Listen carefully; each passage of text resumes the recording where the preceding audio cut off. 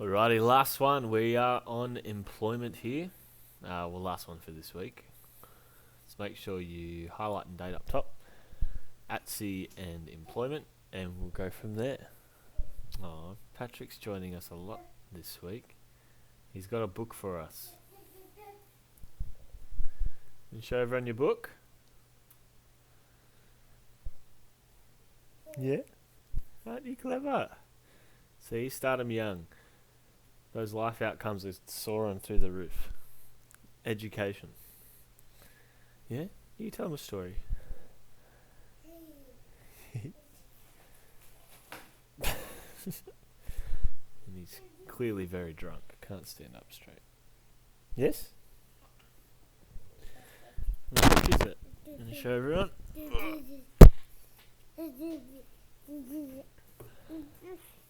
Can you see? Is you there? That's you. So what is it? This is... Oh, what have you done? Oh, you've killed my format. So this is Baby Bush Animals by Patrick. You ready? Peekaboo Baby Koala. Koalas grow up in a pouch on Mama's belly. It's a warm and cozy place to live until they get big. Isn't that right? Right, he's more interested in my glowing keyboard.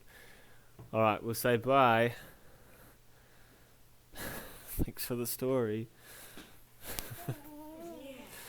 Don't forget your book. Alright, now let's fix whatever he's done here. Okay, I think that fixed it. Alright. Anyway, that's it, employment. So this is our last one for this week. So again, doing a quick recap on why employment is an important socially valued resource and which human right it relates to. Again, the hint is always down here in the implications table. Now, an overview quickly of employment. It's really key to improving opportunities for any person in the world, but particularly for Aboriginal Australians due to the gaps that currently exist across the socially valued resource. Boosting employment among ATSI Australians will reduce social exclusion for them. Beyond high levels of income, which is one of the biggest benefits, obviously, of employment, is getting paid. Getting paid, is your groceries, it's your necessities, it's your house, your internet. Okay, so being able to pay for last lesson when we're talking about technology, you need money to be able to do that, and you need a job to be able to pay for that. So that's the really big plus there, is earning high levels of income. But it's also about having a personal and social benefit. Now, we often look at, this is when we're in year 11, but a lot of people's identity is very much tied up in their employment. If I go to a formal outing, and I'm meeting someone for the first time, one of the very first questions I'll always ask, and you'll get this as soon as you leave school, is what do you do? People want to know what you do for a living, okay? If you're at I'll try to put it in your context. You're at a party, someone's 18th, and there's different people from other schools there. One of the first questions I'll probably ask you is, what school do you go to? Or maybe they already know, because everyone's following each other on social media these days, you creeps. But there's a lot of personal and social benefits, so it's really tied up in your personal and social identity, is very heavily related to your employment and who your employer is. So on average, as you'd expect, that we've seen with every other SVR so far, is that due to a lot of social exclusion, Aboriginal Australians have lower level of employment than non-Indigenous Australians. And this disparity in employment, so disparity is a fancy word for imbalance, or a huge difference, a great difference. But a disparity is a gap. It's a big gap. It's a very large gap. So this disparity in employment and income is associated with a wider range of other disadvantages as well, which can have an adverse intergenerational effects on children from a very, very, very, very early age, which we're going to look at in some of our stats here. But employment's big. With income, it doesn't get any easier over time if you come from a low-income household or family, because the more income your parents earn, it's likely that you're going to earn similar or higher income than they did. That's the stats there. So you can see how, again, your starting position and the gap can get wider and wider and wider and wider. If we're looking at people's grandparents, of current living and breathing Aboriginal people here today were probably part of the stolen generation or have some kind of linkage to that. And so already you are 10 steps behind, pardon me, in terms of skilling for employment, or even like we were saying, how people typically with each generation get wealthier and wealthier and wealthier.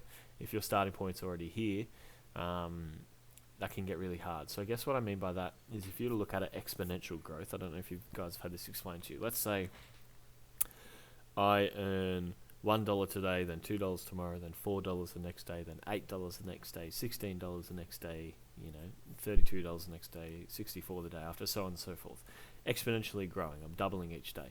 If you've had that for generations and generations of really positive growth, where say you're starting at like $2,000 and then it's $4,000 the next day, $8,000, $16,000, compared to someone who's starting on really small, your exponential growth is going to swallow them, whole in a matter of 30 or 40 years over a generation gap. So that's something to keep in mind as well in terms of employment rates. But let's look at our data. What does our data say? Indigenous employment rate is 47%. 47%. That's less than 50%. So that means the majority of Aboriginal people are unemployed. Now that's a huge social exclusion stat there. If you compare that to a steady 79% for non-Indigenous, now again this is data just straight from the Australian Institute of Health and Welfare. And as usual, it gets worse when you look at rural and remoteness. Only 31% of Aboriginal people being employed there, compared to 86% for non-Indigenous. So you're almost 3 times more likely to be unemployed in rural and remote areas if you're an Aboriginal person. Whereas if you think, that's where 50% of Aboriginal people live as well, so there's even less non-Indigenous people out there, yet their chances for employment are higher out there than they are in inner cities or metropolitan areas, which is interesting. 36% of non-Indigenous Australians aged 15 to 64, they worked as managers or professionals, compared to 21% of Indigenous Australians. So you're almost 2 times less likely to be a manager, and what we say by professional is you need some kind of qualification to do your job, like a cert 4 or higher, I believe is what they count an official white collar sort of professional as. So whether that is a diploma, grad diploma, bachelor's degree, or they consider managers there too, because they're in positions of leadership, and they're typically in charge of a group of employees. So again, the gap is big there. It's almost double. The employment gap as well between Indigenous and non-Indigenous Australians narrows as education levels increase. You knew I'd tie education in somewhere. Here it is. So completion of Year 12 also boosts your employment considerably for everyone, but especially Indigenous Australians when we compare with early school leavers. Here is a table here that summarises that. So if you look at Indigenous is the light blue, non-Indigenous is the dark blue. You get a degree, bachelor level or higher, so that's university or higher. Your chances are pretty much the same. Okay, non-Indigenous slightly higher, but not by much. Okay, even if you're looking at getting a diploma or an advanced diploma, there's a bit of a gap there, but it's pretty close. Okay, it's all right. Certificate 3 or 4, similar to the advanced diploma. It's close-ish. I mean, it's not ideal, but it's better than nothing. If we go here, though, the gap then plummets. So you're looking at about 70% here, and then you're looking at about 42, 43% here, just in that gap here. So if you're Year 10 to Year 12 over here, and that's the highest level of education you get, that's where the gap starts to become big. And you see with Year 9 or below, and even when you do compare non-Indigenous here, it's still really low. Like if you're dropping out of school around Year 10 or this level, your proportion of being employed is still only 50%, or just below 50% if you're non-Indigenous. But compare that to Indigenous people, you're sitting just nearly 30% there. So you can see the more educated you are, the more likely you are to land a job. The more likely you are to land a job, the better your employment is. better your employment is, the better your pay is, the better your pay is, the better your life outcomes.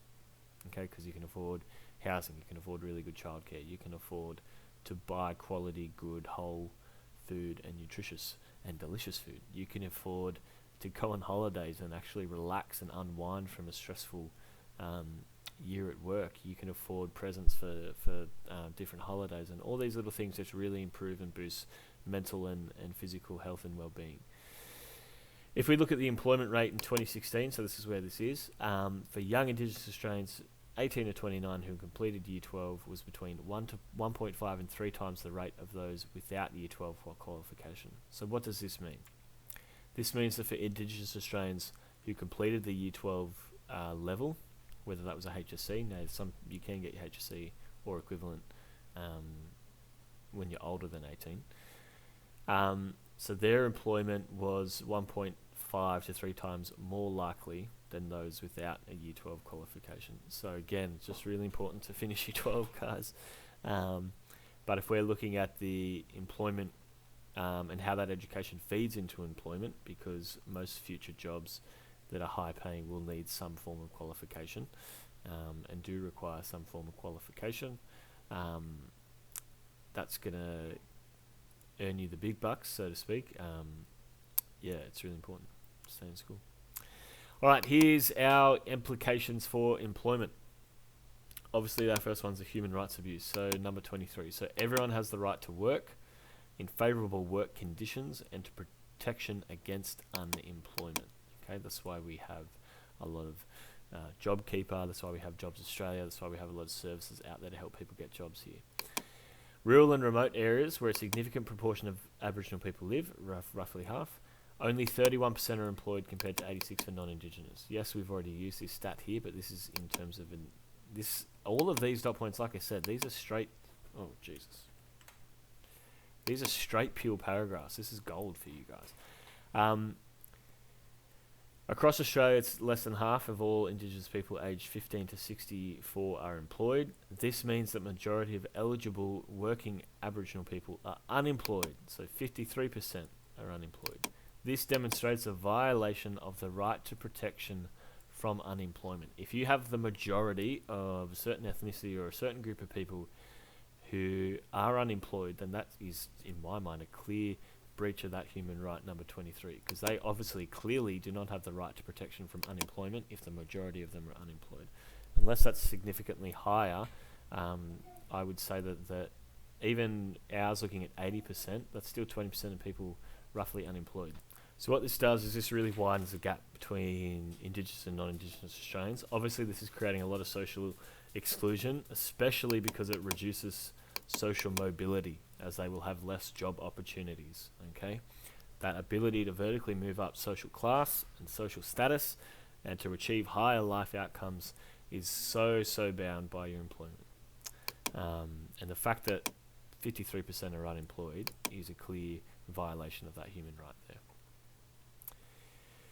Second point, Aboriginal Australians, they're less likely to afford basic living expenses as well. Things like food, shelter, housing is another SVR we're going to look at soon, which is our next one.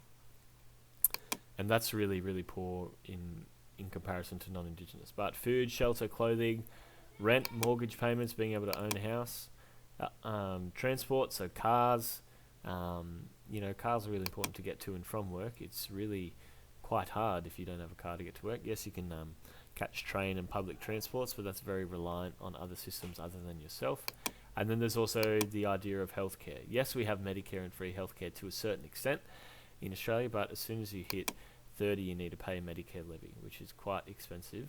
It's that, or then you have to start paying for health insurance, which is also very expensive. So the idea that you need a solid income to afford basic living expenses is really important, especially now when cost of living is starting to skyrocket due to really increased rates of inflation. This is going to become even more important in the near future. So not being able to afford basic living expenses is quite a big deal. A lot of families already are struggling with that. Can you imagine the social disadvantage faced for Aboriginal people on top of that? Okay, the stark difference is concerning in a social justice lens. Furthermore, Aboriginal people may also not be able to afford services that helps promote social inclusion by engaging in culture. So it's not just the basic necessities that are really important here, guys. It's also the various recreational activities that we all get to enjoy. Things like going out for dinner, going to the movies, purchasing presents for special occasions and holidays. I might add there as well.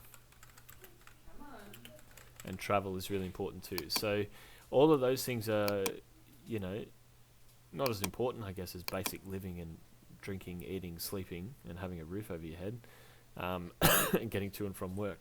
But it's really important for your social and mental health and well-being to be able to participate in those recreational activities. And a lot of those cost a lot of money. Sorry, we're having a bit of a crisis here. Runaway child. He just loves learning, you know. Can't blame him. And then, last but not least, is that many Aboriginal and Torres Strait Islander people, they have to leave their countries. Now, when I say their countries to find employment, if we go back to... Where is it? Going past it. This one. Over 250 Indigenous nations used to exist. Okay? Most of them have been wiped out. But you have a lot of, because of the nature of employment, we know that half of Aboriginal people live in these rural and remote areas currently, and employment prospects in those areas are very low, okay? Being close to a coast or a city, it really dramatically increases your job prospects. So if you've got half, here it is again. If you've got half of Aboriginal people living in these areas, a lot of them have to leave their countries. So that's what I mean by leaving their country. They have to leave their countries to find employment, specifically those in rural and remote areas. And in doing this, they have to leave their families, their culture, their kinship systems, supports, and live a life that for them can be very foreign, isolating, and intimidating. So you can imagine that in terms of improving life outcomes or a life course. Yes, they might be employed now, but even when they are, often they're away from home, away from their systems, their culture, their connection to country and land, which is so important to them. It's really, really tough to be able to find that balance. So, pardon me, it's not easy to do that. If you guys had to do that now, I know if I were to do that, I'd really struggle. So yeah, it's tricky. Those are some of the impacts that it can have on the implications. Now here, I just want you to do a quick peel. It says explain the importance of one SVR, but I'm going to change that to education. Okay? Not education. Employment. Sorry. So if you can explain the importance of employment in improving life chances for one group in society, give me a peel here. No need for an intro conclusion, just straight up peel. And even if you want to color code it for me, that would be excellent. Color code your PEEL there, and then write your answer. Again, using this as your absolute gold mine for pure paragraphs, and then you've got some really good data here. But that's employment there for Aboriginal Australians and comparing that to non-Indigenous Australians. Thank you very much.